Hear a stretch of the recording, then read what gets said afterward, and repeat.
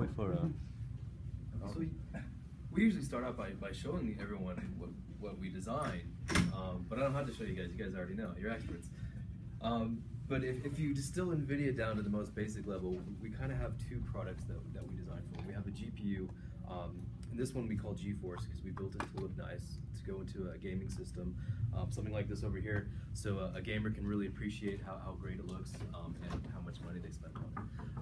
And they can put up to 4 of these in their system and have a great gaming experience. We package it a little bit differently, that same silicon, into a different board that we call Quadro for professional graphics, or Tesla for high performance computing. But as you guys know, it's the same silicon. And then our other solution is a system on a chip. In this case, of course, we call it Tegra. This is one of our earlier Tegras, but it's kind of representative of Tegra as a whole. And that's where we bring visual computing, the same type of work that we do on our GPU, into small applications or in application processing like cell phones, tablets, set-top boxes, TVs, all kinds of wonderful embedded applications. We thought a great place to start is to showcase NVIDIA, is to showcase what's possible with computer graphics. And one of the best ways to do that is with video games, because games are constantly pushing the envelope in terms of what's possible with realism. So this is Crysis 3. This is a top-end video game running at a 4K resolution on 2 of our Maxwell GPUs. And this combines a nice good frame rate from Maxwell plus a display technology that we invented called G-Sync to deliver some really beautifully smooth and wonderful graphics. Crysis is kind of famous in PC gaming for having just immense graphical detail and being very hard to render. People still ask when we release a new GPU, will it play Crysis? It's kind of an internet joke. It's amazing, all this. It's incredible. Shade. They even throw in things like getting the sun shafts, the streams of light. Wow. So we call that God rays in PC gaming, but it's just a wonderful little effect that they do. And of course, we can go around and show all kinds of stuff up. But we wanted to showcase what our hardware is capable of. And of course, a high-end gaming demo is a great way to start. Does anybody here game? Yeah. A little bit? Yeah, of course. Yeah. And the other piece of the puzzle, the other part of the solution is G-Sync. And to showcase what G-Sync does, we first want to show the problem.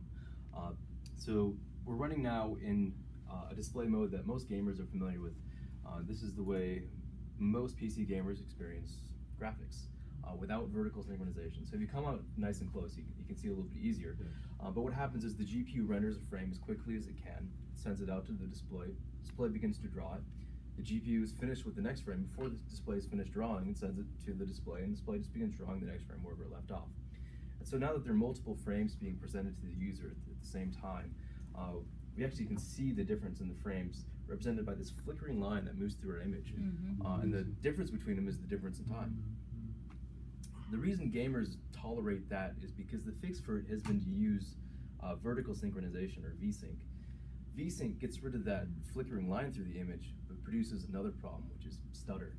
So whenever the GPU doesn't have a frame ready for the display, when the display has finished its draw, we repeat an old frame on the display. And that causes a lack of smoothness, this stutter. In most video games, the graphics rate, the render rate, balances between about 40 to 60 frames per second. Is considered a good experience. And that's actually what we're showcasing here. So we have a little app running to showcase our draw rate. And with V-Sync enabled, it becomes especially annoying because it bounces between being nice and smooth and then dumps into all this stuttery bad experience.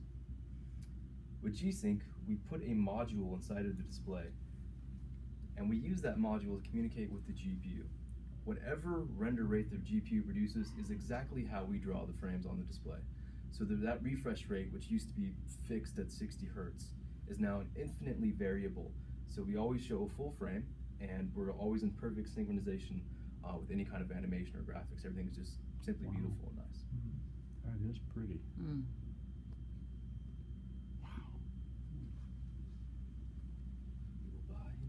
I was going to say, yeah.